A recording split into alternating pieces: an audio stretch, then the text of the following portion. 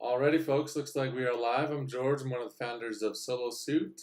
Happy to be here today. Looking forward to helping you guys out. We are talking about what to do if you're being sued for a debt collector. We've got my friend Dennis on with us. Dennis, can you go ahead and tell us a little bit about yourself?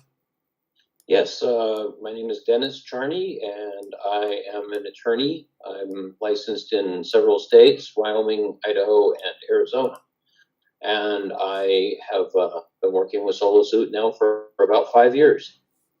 Yeah, wow. Can't believe it's been that long. It's awesome. Great. Well, Dennis is one of our reviewing attorneys. So if you do our premium package, Dennis will review the documents for us. So that's great. Happy to have him on here. Let's see. Just a little disclaimer before we get going into the webinar too far. I just want to point out, right, Solo Suit isn't your law firm. Solo Suit's not a law firm. I'm not a licensed attorney. Dennis is, however, he's not your attorney. And we're not providing legal advice. We're just doing a webinar, right? I think all you guys listening in already know that, but I just say that because of regulations in the space.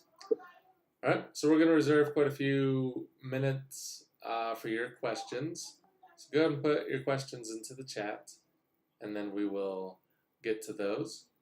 I also have a couple questions just about the basics on what to do if you're being sued by a debt collector for Dennis. All right. So Dennis, what should you do when you get served by a debt collector?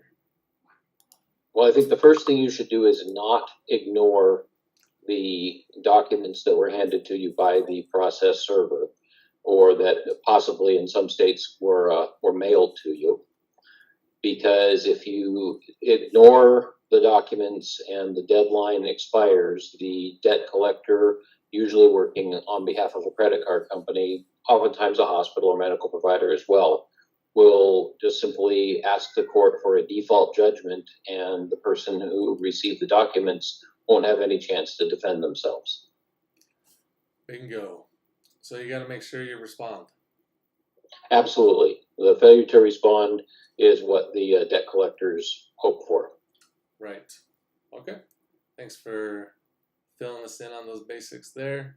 How much does a lawyer cost for a debt collection lawsuit? It certainly depends on the nature of the defense. You'll find lawyers going from state to state, jurisdiction to jurisdiction. Lawyers can cost as little as $150 an hour and as much as $800 an hour, depending on where you are. A lawyer is going to cost you far more in New York City than a lawyer would cost you in central South Dakota, for example. Right. But you could almost be assured that if any type of appearance from an attorney was going to be put in, that you would be looking at a minimum of 10 hours of that attorney's time. Most attorneys really don't even want to take a case unless they see that there's the possibility of 10 hours worth of work. Otherwise, the time it takes to open a file and do all the things necessary, it simply doesn't pencil out. Right. So if someone's sued for debt, they're looking at a bare minimum of $1,000 retainer up front just to get started on the case. Probably most of the time in most states might be around like $3,000 to get started. Yeah. Very well could be. Yes. Yep. And the costs can, depending on the discovery, sometimes the amount in controversy too. We'll see some debt collection cases as small as $1,000 and some that exceed $50,000. And so the higher the amount in controversy, the more it's worth defending, and you'll see proportionate amounts of legal fees depending on the value of the case. Right. Okay. And what I've seen is that oftentimes lawyers don't take debt collection cases, or at least they really don't want to take debt defense cases. Why is that in your experience? Well, I think that oftentimes an attorney will look at the fact that it's a debt collection case and just think that, well, this individual didn't pay their credit card bills or their medical bills or maybe an auto payment, and the lawyer will be hesitant to take on a case like that because of a fear that they also won't be paid, or that there might just be a very minimal amount of work for the likelihood that that they won't get paid, and or that the client might ultimately just decide to declare bankruptcy along with their fee. So that's why there's very few attorneys that really want to do it. Right. And although an attorney might charge a retainer up front, not always the case, but although they might have the retainer up front, once that retainer is depleted, the attorney then oftentimes charge after performance, right? That is true. That is true. So, and then hope that the client will then just pay the bill on a monthly basis. Right. Which and puts I've the done that attorney before and been successful, and I've done that before and wound up on the short end of the stick. Right. Indeed. Okay. And how do you negotiate a settlement with a debt collector? So like once you've been sued, you respond. Or like some general tips around like negotiating with the collector. I think some general tips are, well, general tip number one is to where we began, which is don't let the case go to default. Because if it goes to default, you have virtually zero negotiating room. You'll have some, because even holding a judgment, that's still nothing more than a piece of paper until they can act on it to recover, which is a tedious process for any judgment creditor. So, but in any event, certainly don't let the matter go to default. Explaining to a debt collector what your financial situation is, what caused the debt to be turned over to collection in the first place. Oftentimes it's medical bills, oftentimes it's divorce, perhaps the death of one of the income earning spouses or something along those lines. They still are human beings on the other end. I used to perceive all debt collectors as just evil, greedy people, but they are just people with families as well, oftentimes who have been in the same situation as the person they're talking to. But in any event, try to appeal to people's good nature. I guess I always live by the motto, I like to trust somebody until I'm proven that I should trust somebody. So give them a shot to work with you and see if you can work it out by explaining the situation and what you can actually afford to pay. That's nice. Fantastic. That sounds like a good motto. Yeah, I think it's fair. Right. I like it. Okay. Well, that sounds great. And Dennis, I understand you're a helicopter pilot as well. Is that right? That's true. That's about half my occupation. About 15 years ago, no, 13 years ago, I made my hobby my job and my job my hobby. Right. And so, yes, now I do fly helicopters on a regular basis for work. That's and exciting. It's a great time. That's exciting. Yes. Imagine you see some crazy stuff out there and up in the air. Very much so. That's great. Okay, well, let's jump into the questions here. We got questions. We got lots of people on the show today. Glad y'all are here. Go ahead and get your questions into the chat. Also, our wonderful assistant, Hannah, is going to be responding to your questions by text. And Hannah, if you haven't already, just go ahead and drop that. She'll drop that link to Solo Suit where you can start your lawsuit. Looks like she has dropped that link into the chat. So you can click one of those to get started on responding to a debt lawsuit if you've been sued. All right. First question is up from Perlanda. I received the final judgment from the court regarding my credit card debt, and I paid fees to Solo Suit. I wonder, let's see. I wonder, it seems like the paper that they sent me is to pay the person who represents me. Okay, I'm not sure I'm super following here, Perlanda.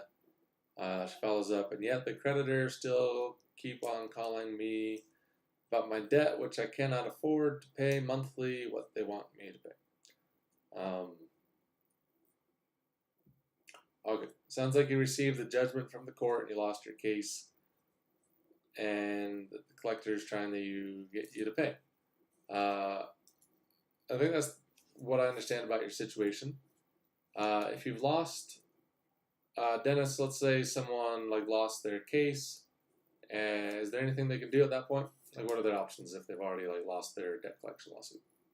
Sometimes it depends on the amount of time and what actually happened. I don't know in this situation if this was a default judgment or if it was a result of a summary judgment where the answer was filed and then the creditor had to take the next step.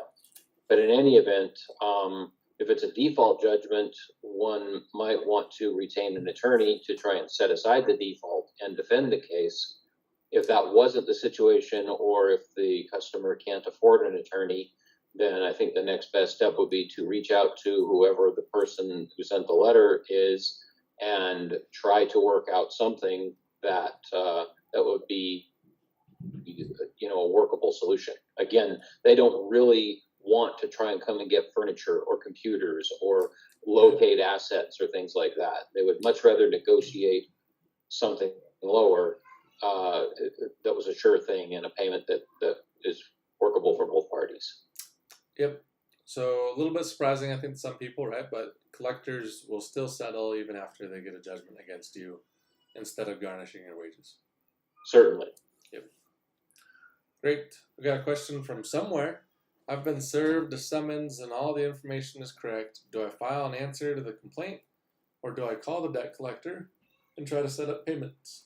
Or can I somehow negotiate? And yeah, there you go. That's the question. I would definitely get an answer filed, because if the answer isn't filed by the deadline, even if you're continuing to negotiate, that can still result in a judgment against the customer. Yes. And what is an answer document?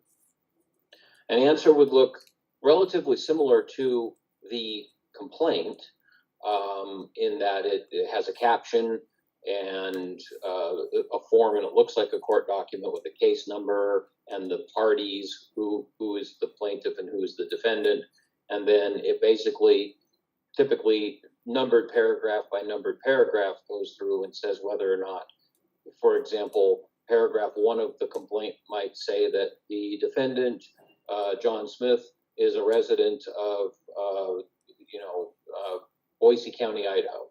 And if that's an agreeable fact, if that's true, then the answer would say, as to paragraph 1, the defendant admits that he is in fact a resident of Boise County, Idaho. But then they'll get more specific and start talking about the debt and the contract and things like that, which is typically where people will want to enter, for the time being at least, denials to those things to basically put the case at issue and prevent the creditor from getting an immediate judgment. Right, great. And that is required to be signed by the individual who is filing the answer, and then there's something on there called a certificate of service, which is a representation to the court that the answer that was filed with the court was also sent to the party that was that initiated the lawsuit. Great.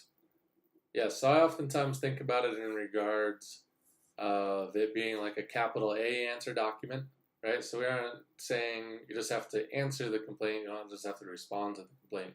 You have to file a capital A answer document in the court. It has to be properly formatted. It's a specific type of legal document. It's not like you handwrite a note to the attorney saying, hey, I answered, or like you make a phone call or send them a text. It's an official legal document that you got to send it. Correct. Yeah. All right, great. We got a question from NL. I have a Zoom deposition in a few weeks with law firm who purchased my Capital One debt. I thought when I signed with Credit Associates filing COVID that my debts could be dealt with, but Capital One equals no. So I guess they're wondering what to do. So they got this deposition coming up. And they're wondering how to deal with it. If they're that far into the lawsuit at this point, virtually every state, I can't think of a state that doesn't allow discovery, but a deposition is part of what we call the discovery process. Discovery can be written, it can be a request that you answer questions in writing, it can be a request that you admit facts, it can be a request that you give documents. And another aspect of discovery can be a deposition, and if it's by Zoom, it would look a whole lot like what we're doing right here, where there would be an attorney and then the individual being deposed, which would be this individual who posed the question. And what I tell every client that I've ever sat in a deposition with or prepared it for is tell the truth. You can get yourself in far more trouble if you shade the truth or conceal the truth or anything like that. The reality of the situation is that most of the time, the issue with respect to the debt is probably true. You've denied it in the answer, which is fine, but if they're looking for sworn testimony, they're entitled to it. And even though there may be consequences as a result of having to answer that, yes, this is my debt, and yes, I did incur this, things along those lines, you simply must truthfully answer the questions. How does that work? So you said you might deny it in the answer, but then you might like divulge something in the deposition. How does that work? How is denying something in the answer different from like just saying the truth in the deposition?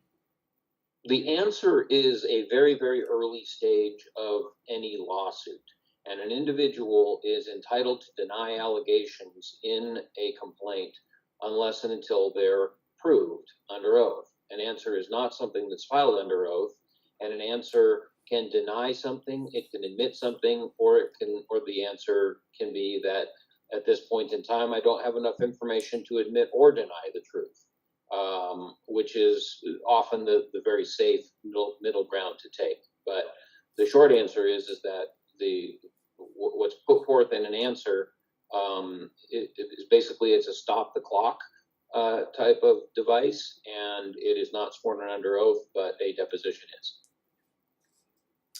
Right. Okay. So does that mean that like denying? So let's say there's a statement like a paragraph on an answer doc on a complaint that says defendant owes $100. If the defendant denies that, is that the same as saying it's not true, or is it like something else? It's just simply saying that at this point I'm denying that is the case. Right.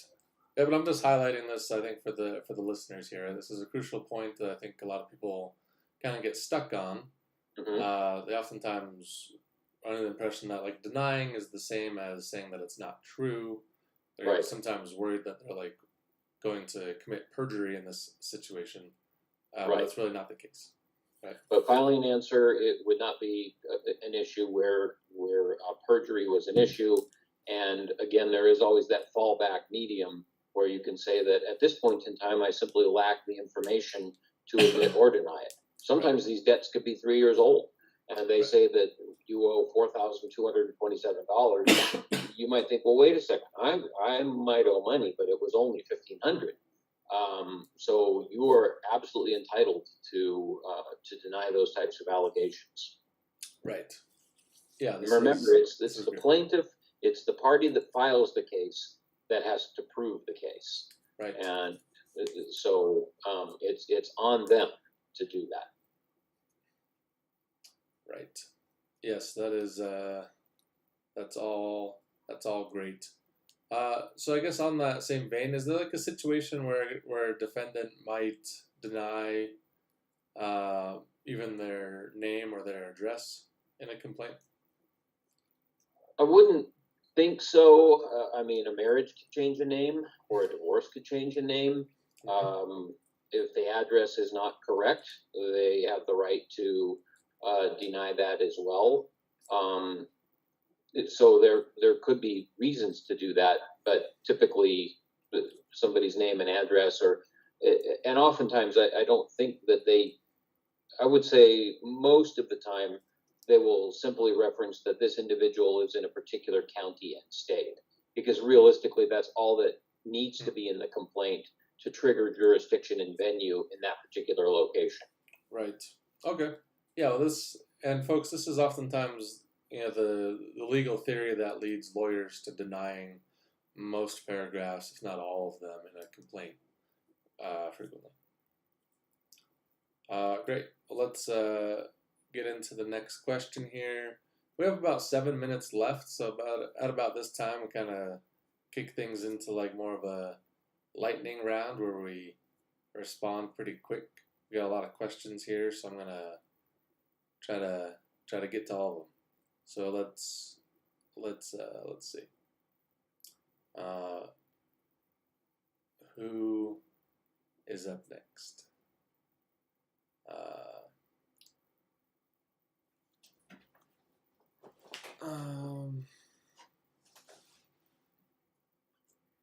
Rachel, I was served on 5/20/22 for a credit card debt. I have 20 days to respond. I called the company and their settlement was way more than I could afford. Should arbitration be my next move? That's a good question. I don't know who has filed suit against Rachel.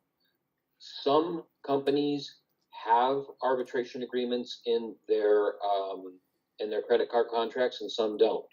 What SoloSuit offers is a form that's a motion to compel arbitration, and that is typically filed along with an answer. So the answer is one document, and the motion to compel arbitration is a separate request to the court. It doesn't necessarily have to be filed at the same time as the answer, but I often go ahead and do so to get that issue squared up right away. For example, the location to find whether or not your agreement is subject to arbitration or not is a website maintained by the Consumer Financial Protection Bureau, the CFPB.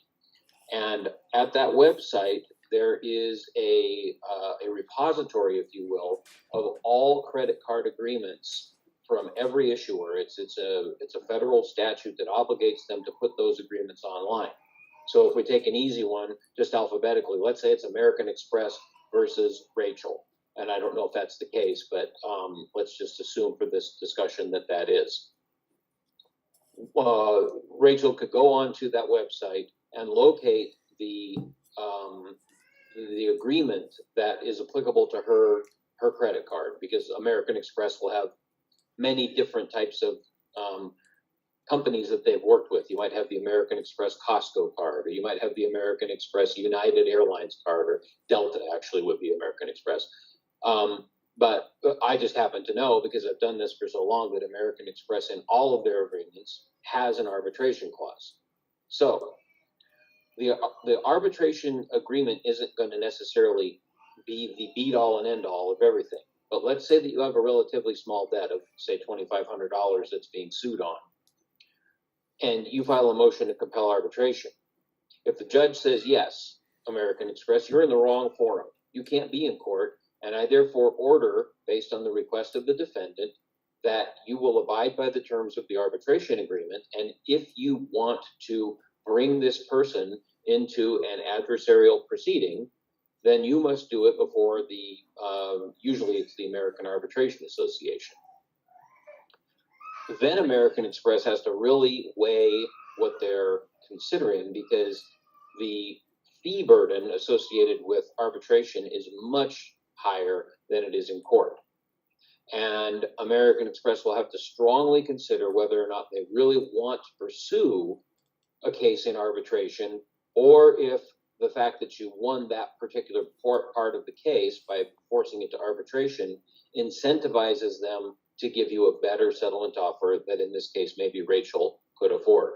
So in other words, if they're demanding if it's a $5,000 debt and they will settle for nothing less than $4,500, if you're successful in getting the matter ordered to arbitration, they might be willing to settle for $2,500 or $2,000, because it's going to cost them thousands just to proceed in the forum that they demanded you go to. Okay, fantastic. Thank you for the answer on the arbitration. Great. Skimming through a few of these other questions here pretty quick. We got ponder this. Do they usually show up on time? Yes, generally they do in regards to collectors. If we got a question from somebody in Sanskrit here, if credit card company asks you for 65%, is that a good settlement? Yes, I'd say 65% is a pretty good settlement. Tina Richardson, the debt collector for my Venmo card sent me notice of a court hearing, so I filed a motion for arbitration yesterday and mailed it off. Do I still go to court? The prudent thing is always to go to court. If the judge stays the case before the court date, then you probably don't need to show up in court. Is that fair, Dennis? Yeah. I'll be fair. If you have an order in hand that says that the plaintiff has been ordered to file a case in arbitration and it stayed, then you would not need to show. Great. Yep. Let's see. From Albazi, if I am denied a motion to compel arbitration, will I be allowed to file again if I missed something? Not really, right?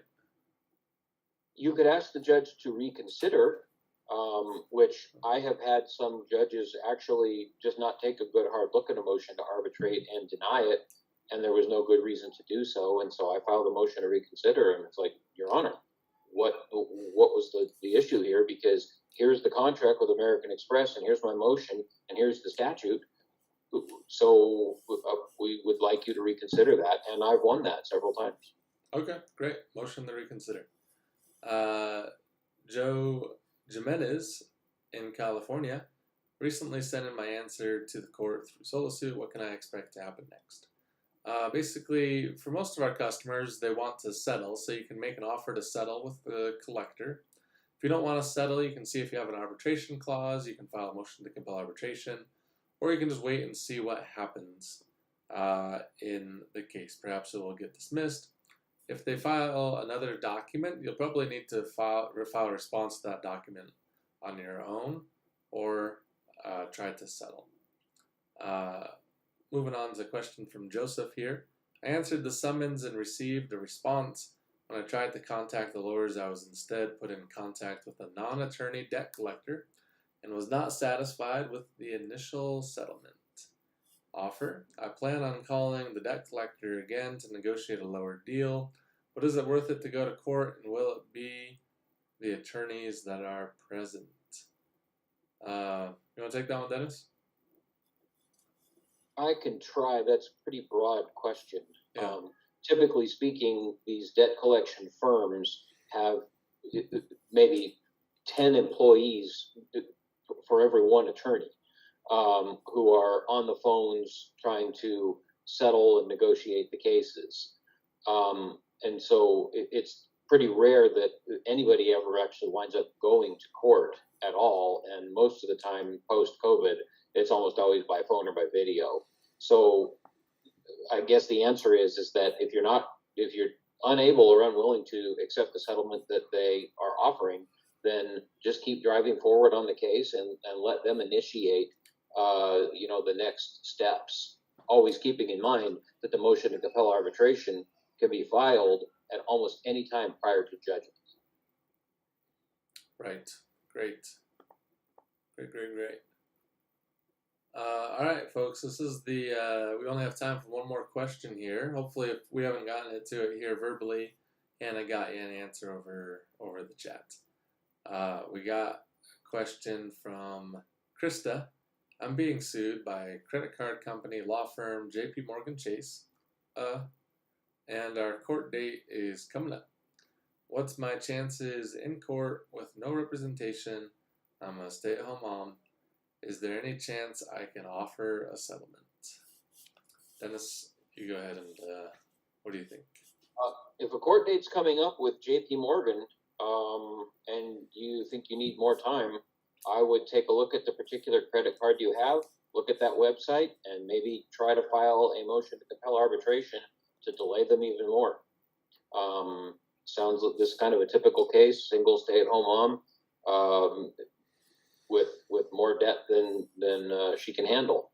And if I don't know what type of court date is coming up, whether it's just a status conference or a summary judgment motion, but filing that motion to compel may very well give her either negotiating room or time, both of which are operate in favor of us and against the creditor. Okay, that sounds great. Yeah, and Krista, I just did an assessment on people's satisfaction with their various documents. People seem to love the motion to compel arbitration, and it increases the win rate, the self-reported win rate quite a bit. So when people use our motion to compel arbitration, they report more frequently that they won their case. So that's a big deal, and it's a good document. It's a good document. So there it is. All right, folks, if we didn't get to your question today, hopefully Hannah did. If not, we usually do these webinars about once a week. Thank you so much for showing up. Glad we could help you out. Dennis, thanks for coming on the show. It's been a pleasure.